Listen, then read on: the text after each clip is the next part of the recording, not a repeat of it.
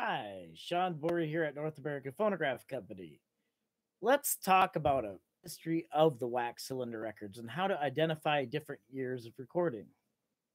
I'm going to start out with a very early cylinder.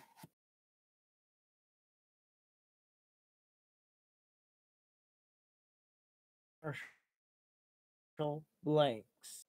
And I'll give point some particulars out. If you look at the spiral, if I put it about right here and turn it, it has a single had spirals is interesting. It was to blank out of the mold. This record, the end, if you notice, it has a end of it. This is a blank. Somebody blanked it out many years ago. Uh, maybe this interesting. You look inside these North American cylinder. This is a North American cylinder. The history of the Edison blank is that at first, in 1888, by Jonas Ellsworth, he had worked in over 1,000 different formulas for cylinders, most of them waxes like stearic acid, beeswax, carnauba wax, spermaceti wax, uh, different types of gums and resins all mixed together to make a cylinder. The 1888 was being of stearic acid, saracen, beeswax, and carnauba wax. They were used for a short time. Then, about December of 1888, they started working on metallic soaps. And this actual success, uh, experiment 10,029, or excuse me, 1,029 to up to the 1,050s, where they were trying different percentages. This is made out of stearic acid, aluminum, lye in water. The aluminum lye in water. The aluminum at first was acetate of aluminum, later metallic aluminum, and saracen wax. This cylinder dates between 1890 and 94. And it has a very rough channeled rim. And I actually thought at first that this was around with a Columbia blank. Serious pore streak that is in most American era cylinders. It can be you what most people have for a record. This is probably 1890 or so. And this has a more machined channeled rim in it. And again, it's a single spiral. So you're learning a lot about this is an Edison circa 1890 to 94. Don't really get much older than the two blanks I showed you. These are the very of the recording industry. So yeah, the cylinders I showed you are where all audio recording came from for commercial purposes, made by the North American, well, made for the North American Phonograph Company, but the Edison Phonograph Works. Now, you know this or not, but Columbia Phonograph Company able to make their own blanks for a long time after. So, previous to 18, all Columbia Phonograph Company records, except for the azacharite on cardboard, are made on blanks. Well, there was a time when Edison decided he did not anymore for Columbia's consumption. And he kind of on Columbia buying blanks outright. They also like through the U.S. Phonograph Company or branches to obtain blanks for recording, but really wanted to make their own blanks. So like very to make their own blanks. Thomas H. McDonald was given instruction in the grade out of. He kind of went through Edison's patents and saw that some were supposed to be lead soaps, so that's what he was, and just adding tons of lead oxide, not even cooking the wax like in the around 300 degrees Fahrenheit. In mid 1895, after an ad in the American Soap Makers Journal, Columbia was answered of an ad that said, looking for a person who works with sterins and to T.H. McDonald, Bridgeport, Connecticut. The man answered the ad was Adolph Melzer and his brother, who had in Evansville, Indiana, the Melzer Soap Works. And by mid 1895, around 1895, Melzer Brothers actually came up with an aluminum, much like the Edison composition, as they actually analyzed an Edison blank, like they showed you, and it actually more came as a usable. And Mr. McDonald was still working with what he thought was useful, because people like Mr. Storms and others in trying to obtain a formula to make in-house Columbia blanks. There was Mr. Storms and John C. English and a couple other people that used to work at the Edison Phonograph Works making the North American blanks. So the Melzer blanks or early Columbia records. In fact, I have one with its original box. This is an early Columbia box.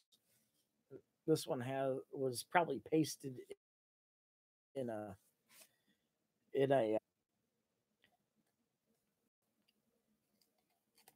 in box, or see that this has the ticket. It's vocal by George W. Johnson, who was the first African American recording artist who began his career with the North American Company in 1890. So this is blank from their earliest days. Early Columbia blanks are light in color because they did not use a very high, they were using up to about 400 degrees. And like the North American is a salt blank. You can see it is just one single continuous spiral. And again, a similar end to the North American blank. So we'll comparison here. You'll notice because just slightly bigger.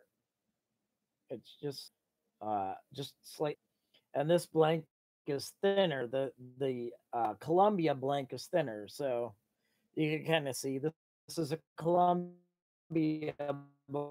blank when they started making their in the melt.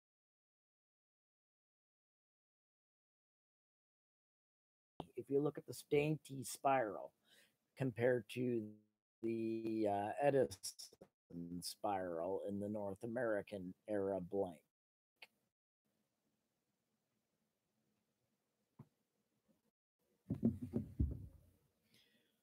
Well, that was worked out by Adolf Melzer. Columbia actually had quite a bit in obtaining good blanks. If I look through let's look through the center of this, you'll see some pinholes in the cylinder. This is probably tempered with cosinic acid instead of salicin or paraffin.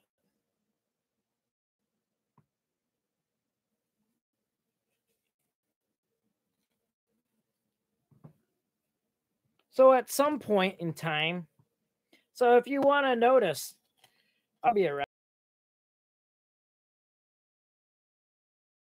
This isn't, you can see a thicker blank, even though this has been shaped, recorded a home recording on that, it is still thicker than the Columbia blank, and it's just a slight bit longer. I do notice that words in our broadcast here, that this is, it's in its original batting. So this is an Edison blank from about 1900.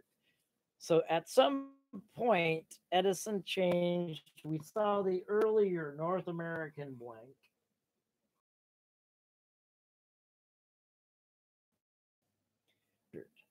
And if we look at the spiral, and here we'll look at the big end here. You look at the spiral, you see it start, there's a start of a spiral there.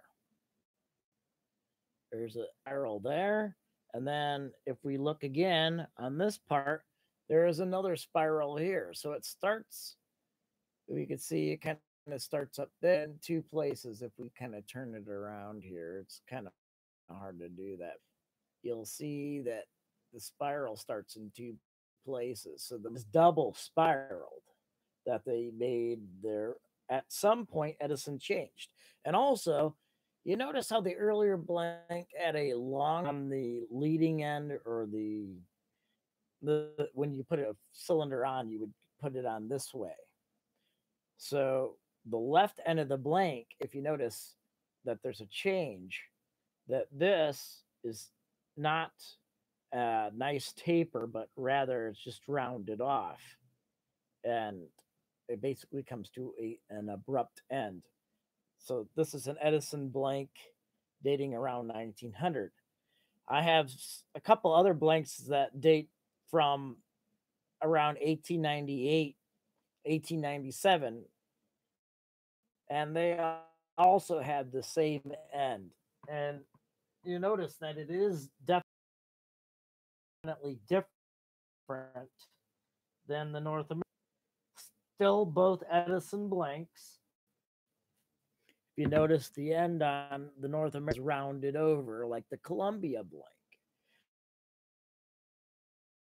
So at some point, Thomas Edison decided to the.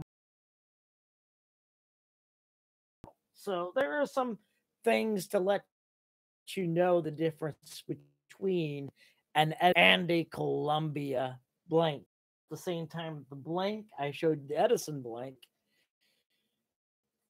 and I can kind of show you in the earlier Columbia that you'll see that there is a difference. You see there, the earlier Columbia blank is shorter than the later Columbia blank. Recorded in between 1898 and 1900.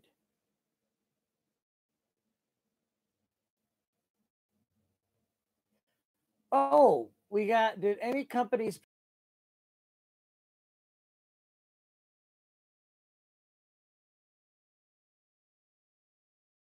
and blanks that have cores? They're just, uh, the person who supplies parts in Canada showed me a, uh, a European blank that had no spirals in it. In fact, it was actually had a crack on the end where you could, that the inside was actually of a crystalline nature, and it looked actually like they dipped a mandrel in the wax and did in than the type of molds used at this time. But again, this is a another thing about the later Columbia record, a later Columbia brown wax. It's whiter.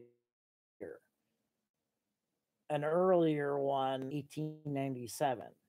As I said, Columbia really was not able to make its own blanks in a commercial production until about 1897. They all production starting around late 1895 to about 1896. Columbia was making its own. uh, blanks, but not in a big scale as Edison was. In fact, court shows that Columbia purchased 1,000 blanks from the Edison Company. I found that it's in a court case over different things and of Columbia making it was Edison exposing the fact that basically Columbia stole uh,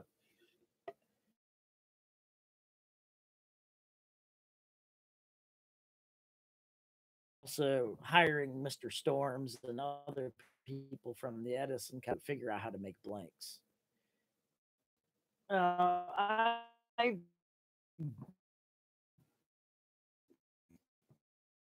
am working on a machine that will be playing these. This record is not very. This is another type of brown wax record. I don't know why in my view everything, but this is Graphophone Grand. This one is not in good shape. The only reason why I have it was for to get done. I feature of making Grand, and as you see, it's in not very good condition. I did clean it with lab tone and water, so it is a caked on mold, and a lot of the caked on mold did come off. And I do notice that the grooves are pretty loud.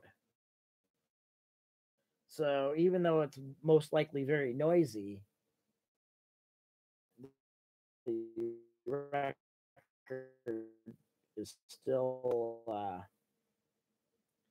most likely playable somewhat. What I do notice Graphophone Grand spirals in it, which I think is weird. I haven't listened to it to determine if it's actually a Columbia Graph or if it's a Edison record, maybe in a Columbia box. I search on the and Edison to find out more about that. It's one of those things that most people, who cares about spirals? What does that have to do? Well, if you have a record that is shaved off, it's kind of interesting to give a little idea of when it was made. So that's to show you a little different. Thank you for watching. I hope you've learned something new.